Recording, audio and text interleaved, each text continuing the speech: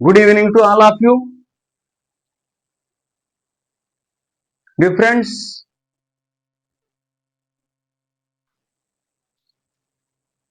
the second point, the second common error, which is very much important from the point of view of competitive examinations and general life, day-to-day life, is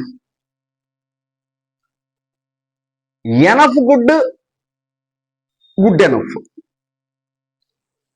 Enough good అనొచ్చా?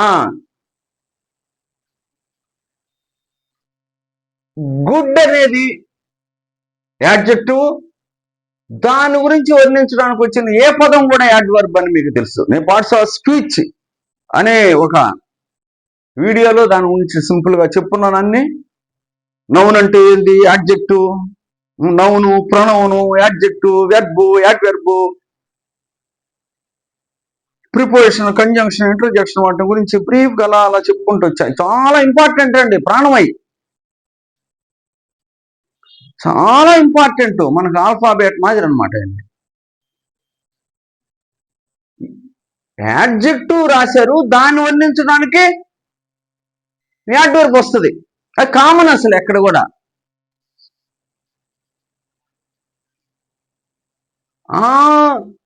ఆనవాయితీ ప్రకారం అంటే ఇప్పుడు noun ఉంది, noun ఏమన్నిస్తుంది, adjective, adjective ఏమన్నిస్తుంది, adverb, adverb ఏమన్నిస్తుంది, determiner. అంటే ఆర్టికల్స్ ఇవన్నీ ఉంటాయి అన్నమాట, పొసివ్, ప్రొనౌన్స్ అవి అంటారు, ఇవి వర్ణిస్తాయి. ఒక ఆర్డర్ అనమాట, అదే ఆర్డర్లో వీళ్ళు కూడా. ఇది యాడ్జెక్టివ్ కాబట్టి నేను యాడ్వర్బ్ పెడతాను.